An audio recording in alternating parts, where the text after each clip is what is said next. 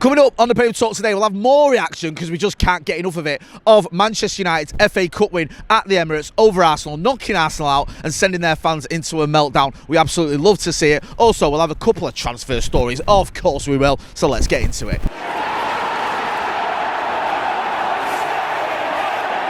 Jay here for Stretford Paddock. This is the Paper Talk. As you can see, I'm outside Old Trafford, and I'm not going to lie, it is pretty cold, so make sure you've got your parkas on. Loads of stories to get through, many of them focusing on the morning after, the night before. Manchester United through to the fourth round of the FA Cup after beating Arsenal on penalties at the Emirates, and you absolutely love to see it. You love to see Arsenal getting beat by Manchester United, and you love to see Arsenal fans having a meltdown, and also the manager deluding himself that somehow the referee wasn't on their side, even though he gave them practically every single decision, including sending a United player off, albeit probably deservedly, and giving them a massively undeserved penalty. But that's Mikel Arteta for you. Let's talk about yesterday then. A few quotes and stats to go through. Loads of great performances. We spoke about after the game. We did it in a post-match analysis, but a couple of stats that have stuck out for me via Statman Dave. You can go and check him out. I think you look at Bruno Fernandes. I think he won 100% of his tackles. Obviously got a goal in normal time as well and converted his penalty. Look at De Ligt. He had a fantastic performance. I think it was 100% of his ground duels he won, plus 7 clearances too.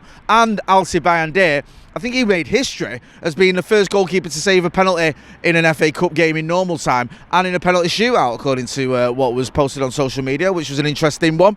Plus, you have the manager giving his take on the game. I like what Ruben Amorim said as well. I always like what Ruben Amorim says, to be honest with you. He spoke about the penalty. He said he basically didn't see it, so his players told him it wasn't a penalty, or it was at the other end of the ground, he couldn't really see it. Players told him it wasn't a penalty, but you know, you move on, you move forward. He's not sort of dwelling on that, and why should he? We won, we can move on.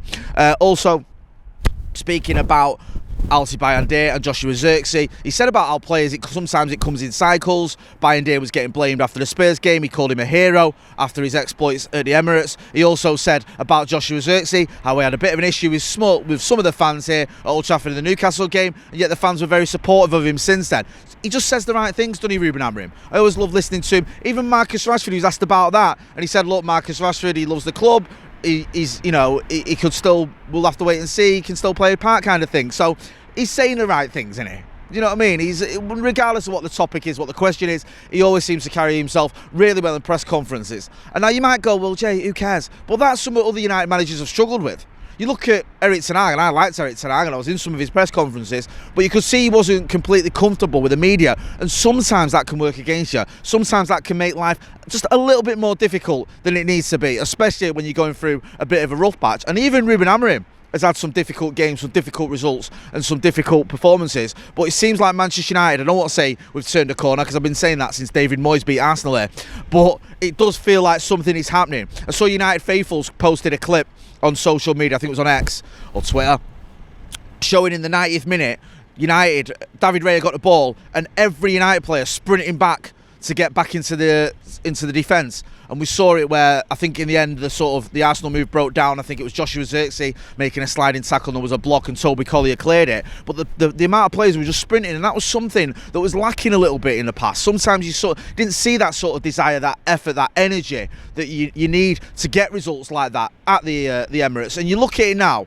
and I mentioned this yesterday, United, over the last couple of seasons or so, have struggled at the Etihad. We've struggled at Anfield, and we've struggled at the Emirates. At Anfield, obviously, we had a horrific result. We know we had a 0-0 last season, but it was one of those back to the walls, Liverpool having about 30 shots performances.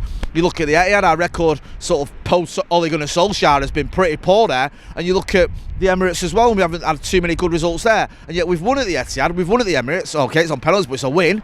And we've also got a decent result at Anfield where we could have got a win too. And that's a positive. That shows that Ruben Amorim, what he's doing, is working. And you've had a lot of pundits, a lot of commentators who've said, oh, he needs to ditch this 3-4-2-1 formation. It's not going to work in English football. Well, look at the results he's had in big games. Yes, we've had some disappointing ones against the so-called lesser teams. No disputing that. But if you can go to places like the Etihad, like Anfield, and like the Emirates and get a result playing this system, then it's obvious this system can work. So I think Ruben Amorim's been justified in sticking with it, and it's great to see so many good performances from the players who are obviously buying into what he is trying to do. Talking about good performances, Manuel Ugarte, who I'm rapidly falling in love with, I think he posted something on social media about when we've got the ball, you know, I can't remember the exact quote, but basically when we haven't got the ball, we fight, is what he was saying. He's up for a scrap, his old Manuel Ugarte, and he showed it yesterday. But he might be in a little bit of hot water. Now, this is infuriating me when I read this one. I saw it in the Mirror, and I think I've seen it in the Mirror and in the Metro as well, saying that he could face a 3-match ban for a headbutt, and I hate using air quotes, but I'll do it in this case, on Kai Havertz. I think him and Havertz had a bit of a set too. I don't think it was a headbutt. I think they go head to head, and Kai Havertz suddenly goes, oh, you're hurting me. I don't think it was a proper, like, have a bit of that. I think it was more they're pushing against each other, and he falls down. I think we saw it at a similar thing at the Etihad, wasn't it, with Kyle Walker? When he was going head to head, I think with Rasmus Højlund, and all of a sudden he went, oh yeah, and the referee was having none of it. It feels a little bit like that. A couple of newspapers reporting that Manuel Ugarte could face a ban. We'll have to wait and see. The referee obviously didn't spot the incident. I think if he'd have spotted the incident, he would have sent off every United player in reaction to that, because he was having one of the referee. But we'll have to wait and see, because it is being reported, so one to keep an eye on. I'll be absolutely livid if Manuel Ugarte gets any sort of repercussions from that, because I think it was definitely just nothing. It was just two players sort of going head to head, really, and Kai Havertz bottling it.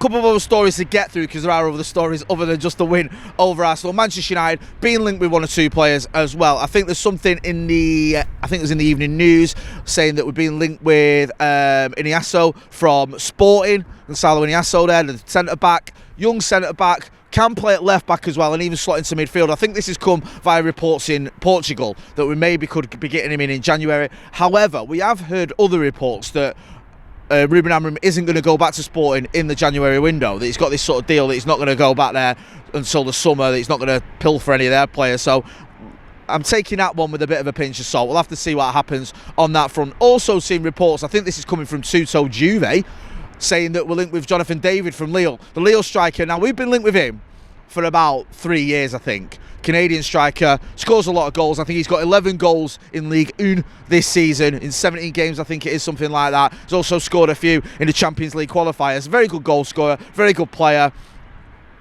Could make sense that we're looking at him, bringing him in. I think there's still a few question marks on what is happening with our attack. Looks like Joshua Zirkzee now has gone from someone that was heading out the door to someone that Ruben Amorim really rates. Rasmus Højlund, a good player. Is he the player that's going to be able to lead the line for Manchester United? I'm not so sure.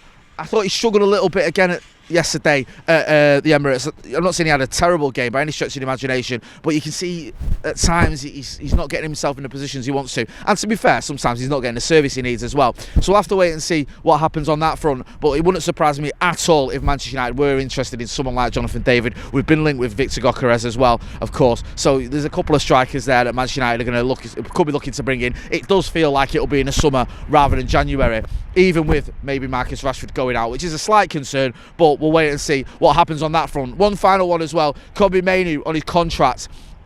There's a report, again, I think it was in the Mirror, about Mainoo's contract, about what's happening with that. I think he's on about 20k a week. Reports indicating that he's after 200k a week. Some people looking at the quotes around what Ruben Amorim said about him, sort of does this indicate that he might have to wait? Ruben Amorim saying he's improving all the time, obviously rates him as a player, but he's not the finished article by any stretch of the imagination. I'm paraphrasing there, but that's more or less what he said. So we'll have to wait and see what happens with Mainoo's contract, but I'm not too concerned. I think the deal will get done, despite various reports. I think Chris Wheeler reporting that maybe Chelsea could be looking at him, but hands off Mainoo. Going to leave it there. Make sure, if you're not doing it already, you are hitting like, share and subscribe. I'm going to be back later on with the Paddock podcast. I'm Jay. This has been a Paper Talk outside a very cold Old Trafford. Thanks for watching.